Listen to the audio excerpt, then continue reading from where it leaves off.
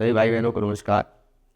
UP TET का 2026 का exam आने वाला है और अब हम लोग जो है यूपी टेट या अभी जो लोकपाल का एग्ज़ाम आने वाला है उसका जो प्रीवियस ईयर के क्वेश्चंस है उनको हम लोग सॉल्व करेंगे। तो आज के वीडियो में हम यूपी टेट के 2022 के जो प्राइमरी के या जो कह सकते हैं कि 1 से 5 तक का जो पेपर आता है, पेपर फर्स्ट, उसके ईवीएस के क्वेश्चन जो हैं इन्वायरमेंटल स्टडीज़ के, उसके सॉल्यूशंस पर चर्चा करेंगे। तो स्टार्ट करते हैं। फर्स्ट है, सर्वाधिक जैव विविधता कहाँ पाई जाती है।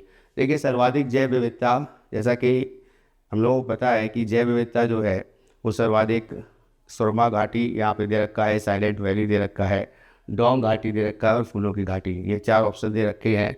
तो साइलेंट वैली में सर्वाधिक जैव विविधता पाई जाती है। इसको शांत घाटी के नाम से भी जाना जाता है। ये केरल में है, नीलगिरी के पास में। तो शांत घाटी में सर्वाधिक जैव विविधता पाई जाती है, बायोडाइवर्सिटी पाई जाती है। और जैव विविधता अधिनियम भी पूछा जाता है कि जैव विविधता अधिनियम जो है वो कब आया। जैव विविधता अधिनियम ये 2002 में आया था, इसको जरूर याद रखिएगा। फूलों की घाटी ये उत्तराखंड में है, उत्तराखंड में। डोंग घाटी ये अरुणाचल प्रदेश में है, अरुणाचल प्रदेश में। और सुरमा घाटी ये असम में है, बराक नदी इसके पास में है, से होकर जाती है बराक नदी। नेक्स्ट क्वेश्चन पर आते हैं। एलपीजी लिक्विफाइड पेट्रोलियम गैस के बारे में कौन सा कथन असत्य है, सही नहीं है। तो एलपीजी जो है बेसिकली क्या है, ये ब्यूटेन होता है, ब्यूटेन और प्रोपेन, इसमें ज़्यादा पार्ट जो होता है ब्यूटेन का होता है और प्रोपेन के मिक्सचर से ये बनता है। अभी हाल ही में जिस तरह का सिनेरियो वैश्विक रूप से चल रहा है, विश्व में जो है 2 देश जो है इजराइल और ईरान के बीच में युद्ध हो रहा है और साथ में अमेरिका भी इजराइल का साथ दे रहा है। ऐसे में जो हरमुज की जल संधि है जहाँ से होकर के गैस पाइपलाइन आती है या गैस जहाँ से होकर के गैस के लिए जो ईरान से होकर के जहाज आते हैं, शिप्स आते हैं, तो उनका आवागमन रुक गया है या कम आ पा रहे हैं, जिससे कि यहाँ पर आपूर्ति जो है वो कम हो पा रही है। तो ये एक वर्तमान में एक मुद्दा है और अभी भी ये सीज़ फायर होने की कोई भी अभी घोषणा करने की कोई ऐसी अनुमान नहीं लगाया जा सकता है। तो हो सकता है आने वाले समय में गैस और तेल के दाम जो हैं और भी बढ़ सकते हैं। तो एलपीजी जो है ये ब्यूटेन और प्रोपेन का मिक्सचर होती है। अब इसमें ये स्वच्छ ईंधन है, फिर इसमें लिखा है मीथेन उत्सर्जित करता है, नीली लौ से जलता है और उच्च ऊष्मीय मान होता है। नीली लौ से जलता है ये सही है, उच्च ऊष्मीय मान होता है ये भी सही है, और स्वच्छ ईंधन है ये भी सही है। मीथेन उत्सर्जित नहीं करता है, तो ये असत्य है। आंसर हो जाएगा बी वाला। नेक्स्ट आते हैं, पारिस्थितिकी तंत्र का घटक है, जैसे के घटक है। तो एक तरह से जो पारिस्थितिक तंत्र होता है उसमें ये घटक होते हैं जैविक और अजैविक, बायोटिक और एबायोटिक। तो इकोसिस्टम में 2 घटक होते हैं, एक होता है बायोटिक और दूसरा होता है एबायोटिक। बायोटिक में जीव जंतु आते हैं और इसमें जीव जंतु नहीं आते, एबायोटिक में अन्य आते हैं। तो पौधे और जानवर ये भी सही नहीं है, तो ऊपर के 3 जो है ऑप्शन सही नहीं है, केवल चौथा वाला जैविक और अजैविक पदार्थ सही हो जाएगा। नेक्स्ट आते हैं, मकर रेखा है। अब मकर रेखा के बारे में जैसा कि पहले से ही मैंने ज्योग्राफी क्लास ली हुई है तो बताया है कि अगर पृथ्वी है, यहाँ पर अगर हम पृथ्वी ले और पृथ्वी के बीचों बीच से होकर के भूमध्य रेखा जाती है, 0 डिग्री इक्वेटर जाती है, और इसके 23.5 डिग्री ऊपर से कर्क रेखा जाती है, इसको ट्रॉपिक ऑफ कैप्रिकॉर्न कहते हैं, ट्रॉपिक ऑफ कैंसर कहते हैं। ये कर्क रेखा है और इसके नीचे से तो दक्षिण में ये 23.5 डिग्री की रेखा जाती है, ये मकर रेखा जाती है, ट्रॉपिक ऑफ कैप्रिकॉर्न। तो आंसर इसमें हो जाएगा 23.5 डिग्री दक्षिण। डी वाला आंसर इसमें सही हो जाएगा। नेक्स्ट आते हैं, इकोसिस्टम शब्द किसने दिया? इकोसिस्टम शब्द जो है ये डॉक्टर A.G. टॉन्सले ने दिया है। A.G. Tansley, doctor A.G. Tansley याद रखिएगा। और डॉक्टर ओडम जो हैं इनको फादर ऑफ मॉडर्न इकोलॉजी बोला जाता है, father of modern ecology, ecology. उसी तरह डॉक्टर विटेकर हैं, डॉक्टर विटेकर ने जो है जो भी 5 जो अलग अलग किंगडम हैं, तो किंगडम्स के बारे में बताया है, बायोलॉजी में जो किंगडम है उनके बारे में बताया है। नेक्स्ट आते हैं, आर्सेनिक के जल प्रदूषण की समस्या सर्वाधिक कहाँ है? देखिए आर्सेनिक जो है ये बेसिकली ये ब्लैक फुट और स्किन डिजीज और साथ में कैंसर का कारक होता है बॉडी में। और ये जो है जैसे जैसे नदियाँ जो है बहती हैं, वो बहने के साथ साथ जो है उनमें जो तत्व होते हैं, उन तत्वों में जो आर्सेनिक तत्व होता है ये आगे जाके जम जाता है। तो ये जो है पश्चिम बंगाल में सर्वाधिक पाया जाता है ये आर्सेनिक जल प्रदूषण में। उसके बाद में नंबर 2 पे मध्य प्रदेश है, जहाँ पर सर्वाधिक जो आर्सेनिक है वो जल में पाया जाता है। तो सब आंसर इसका हो जाएगा बी। नेक्स्ट आते हैं, पश्चिमी घाट के दक्कन क्षेत्र में शुष्कता का कारण है। पश्चिमी घाट के दक्कन क्षेत्र में शुष्कता का कारण क्या है? देखिए क्या है कि शुष्कता कहने का मतलब है ड्राईनेस। तो ड्राईनेस जो है वो पाई जाती है, वृष्टि छाया क्षेत्र होता है। जैसे मान लीजिए ये भारत का मैप है साउथ में, और यहाँ पर क्या है अरब सागर से यहाँ पे क्या होता है कि जो मानसूनी पवनें चलती हैं वो मानसूनी पवनें नॉर्थ डायरेक्शन में मुड़ करके यहाँ पे केरल में वर्षा करती है और यहाँ पे बंगाल की खाड़ी में ये वर्षा करती हैं। अब जो भी ये वर्षा यहाँ पे होती है 2 सेंटीमीटर से अधिक वर्षा भी होती है, और धीरे धीरे जैसे जैसे अंदर के पार्ट में ये मानसून पवनें जाती हैं तो ये वर्षा जो है इनका जो 150 से 200 सेंटीमीटर की वर्षा होना, और उसके बाद जो है उससे भी कम वर्षा ऐसे बढ़ती जाती है। तो वर्षा जब यहाँ पर होती है तो यहाँ पर जो कुछ क्षेत्र ऐसा है, यहाँ पे पर्वत क्षेत्र है, और ये पर्वत क्षेत्र में ये पर्वत क्षेत्र के यहाँ पे ये पर्वत क्षेत्र है, और ये पर्वत क्षेत्र के पीछे वाला जो क्षेत्र है आप देखेंगे कर्नाटक वाला क्षेत्र और कुछ केरला और तमिलनाडु का क्षेत्र, थोड़ा बहुत पोर्शन ऐसे महाराष्ट्र का भी लगता है, ये वृष्टि छाया क्षेत्र होता है। ये यहाँ पे ड्राई क्लाइमेट होता है।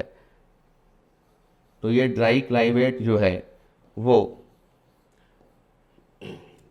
जो शुष्क जलवायु जो है वो यहाँ पर ये वृष्टि छाया क्षेत्र के कारण होता है, वृष्टि छाया क्षेत्र।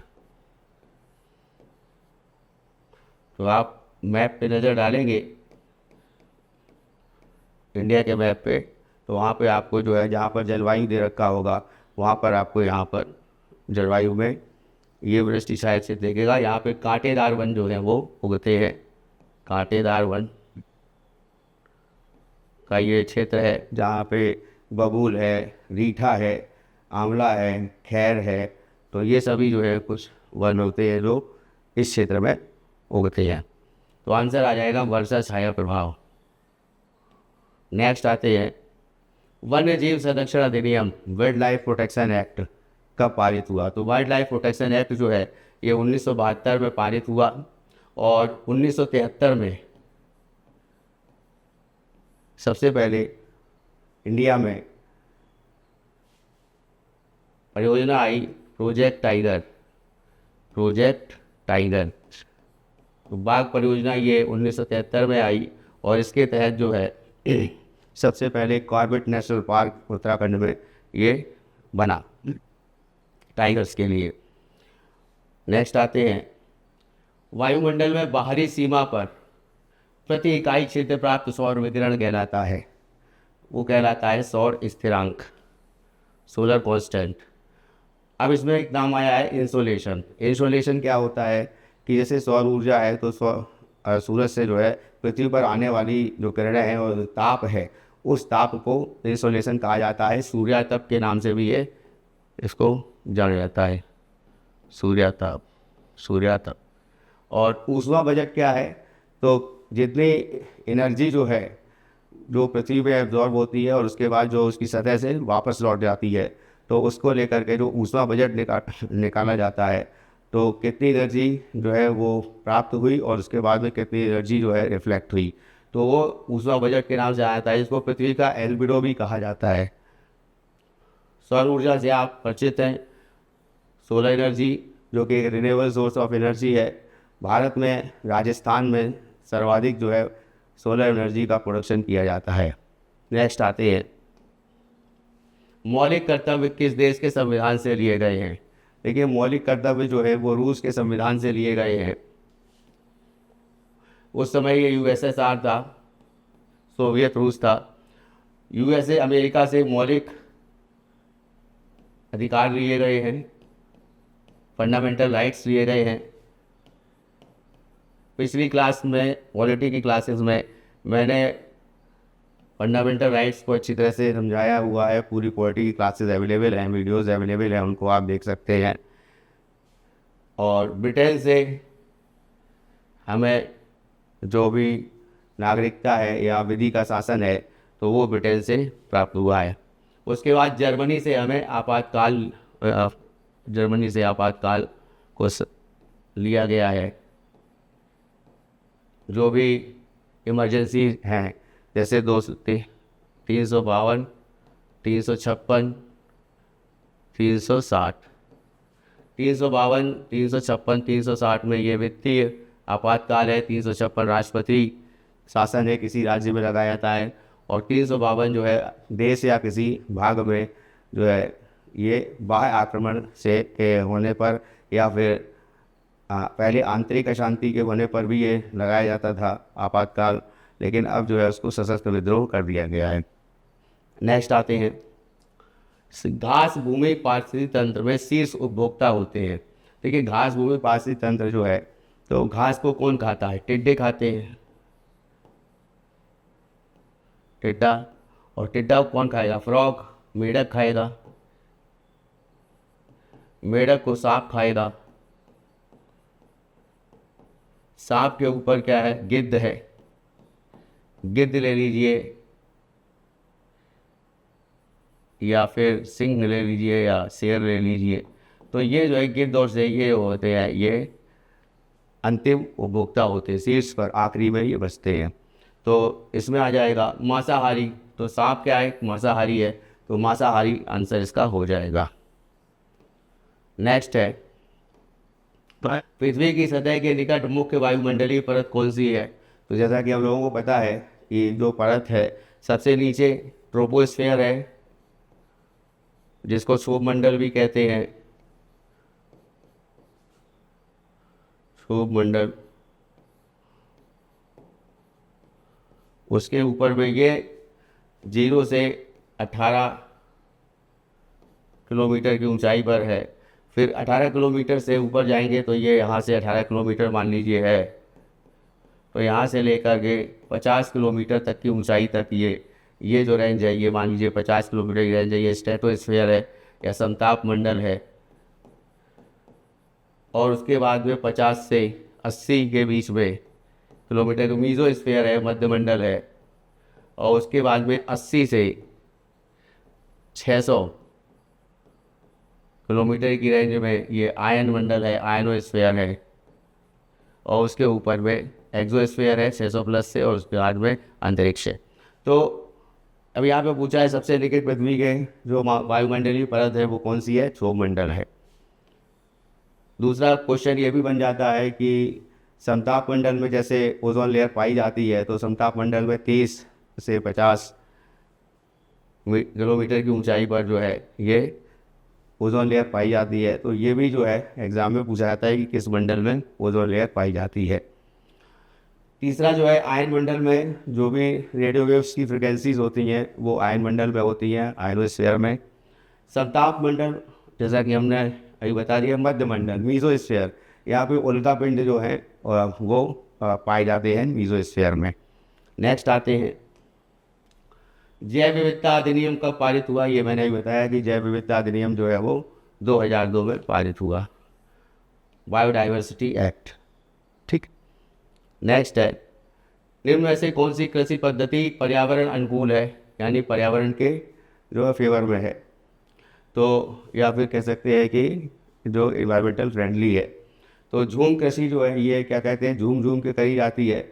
और पहले क्या होता है, जंगल को साफ़ कर दिया जाता है और जंगल को साफ़ करने के बाद जो है उस भूमि पर फसल उगाई जाती है। तो एक तरह से वन कटाव इसमें ज़्यादा होता है और ये ज़्यादातर जो है जो पर्वतीय क्षेत्र होते हैं वहाँ पर होती है, जैसे असम हो गया या मेघालय हो गया, तो यहाँ पर जो है झूम कृषि होती है। ठीक है, स्थानांतरित कृषि भी इसको कह सकते हैं। आंसर इसका हो जाएगा जैविक कृषि, या कह सकते हैं कि ऑर्गेनिक फार्मिंग। ऑर्गेनिक फार्मिंग क्या होता है, ऑर्गेनिक फार्मिंग में बेसिकली फर्टिलाइज़र्स का यूज़ नहीं होता है। जो भी फर्टिलाइज़र का, या कह सकते हैं कि जो भी ऐसी खाद है जो कि कृत्रिम खाद है, तो उसका या फिर केमिकल फर्टिलाइज़र्स है उनका प्रयोग नहीं होता है और ऑर्गेनिक खाद का प्रयोग होता है। तो अब तो जो है नीम युक्त यूरिया करके खाद आने लगी है, हालांकि उसमें भी केमिकल होता है।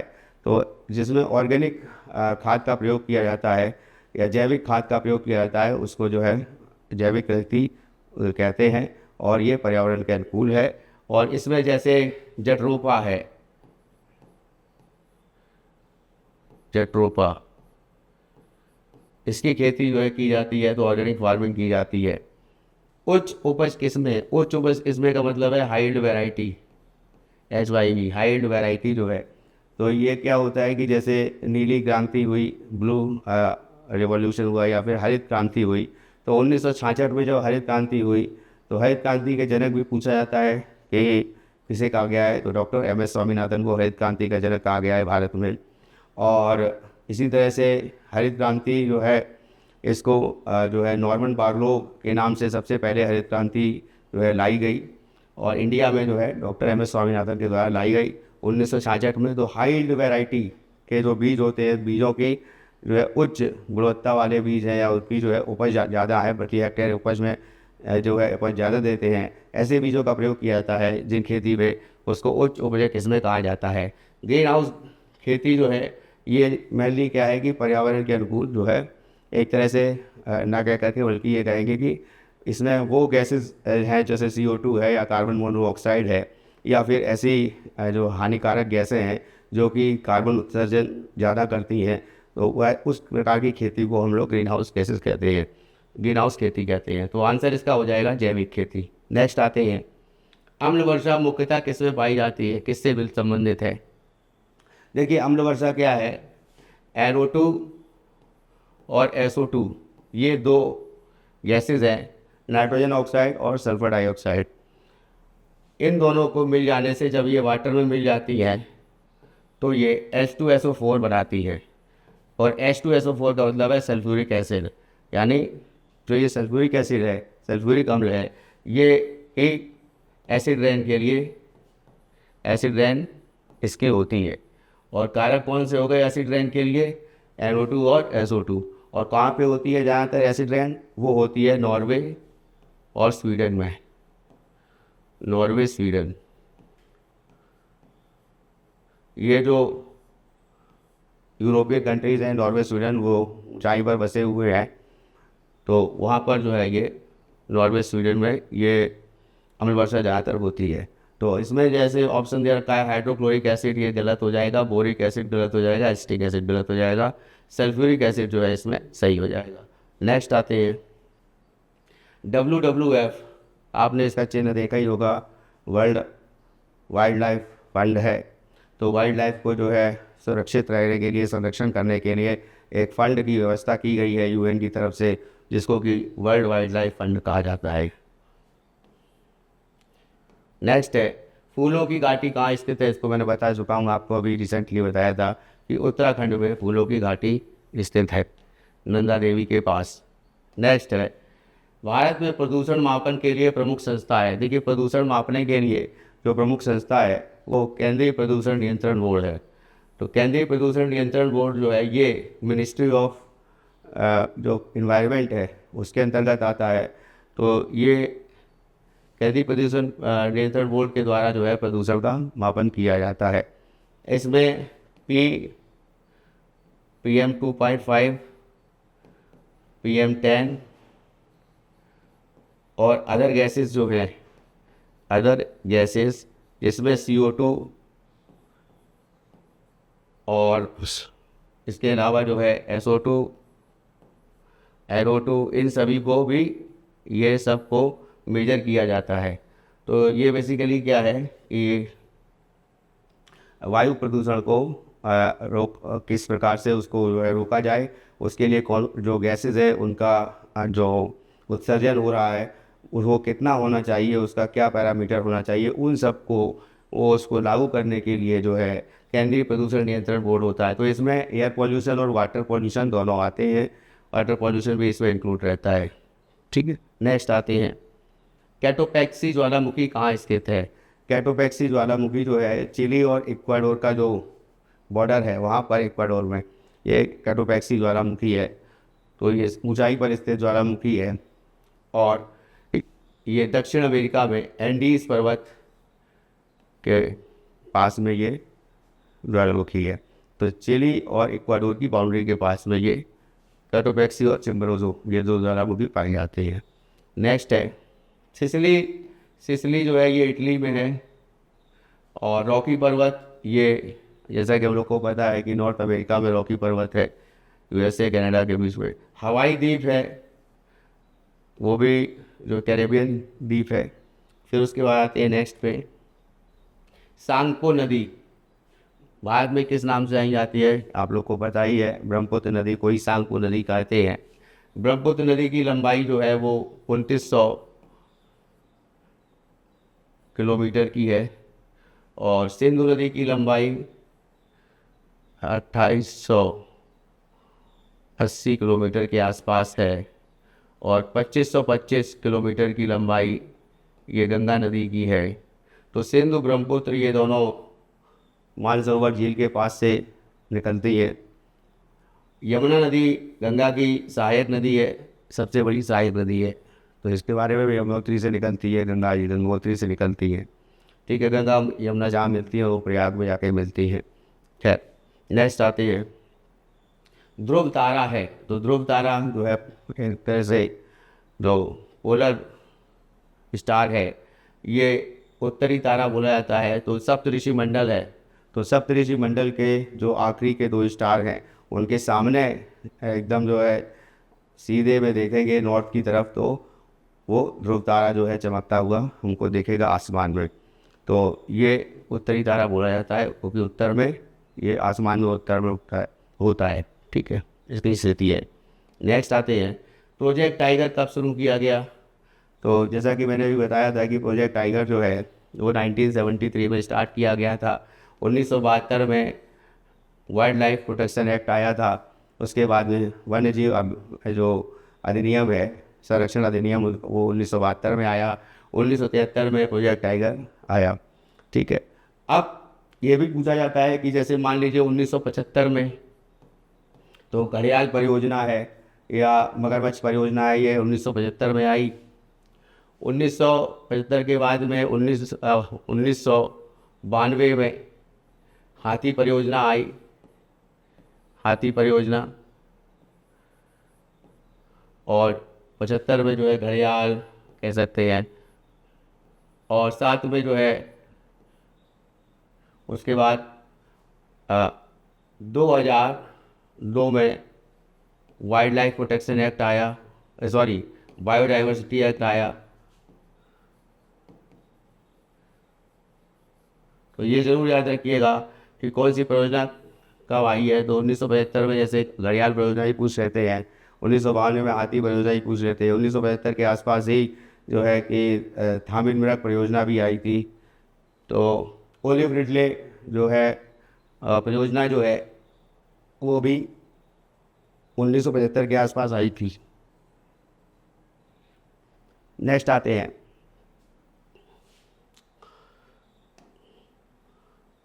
कान्हा राष्ट्रीय उद्यान किस राज्य में है?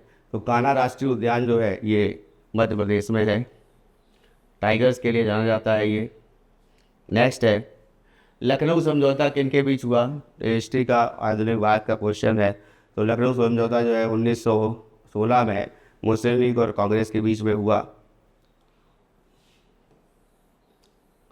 उसमें कांग्रेस की तरफ से जो है बाल गंगाधर तिलक और मुस्लिम लीग की तरफ से मोहम्मद अली जिन्ना शामिल हुए थे। और ये जो है लखनऊ में अधिवेशन हुआ था, संयुक्त अधिवेशन। नेक्स्ट आते हैं, वन्य गधा अभ्यारण्य, वर्ल्ड या कह सकते हैं वाइल्ड ASS करके एस जो नेशनल पार्क है या अभ्यारण्य है या सेंचुरी है। तो वर्ल्ड एस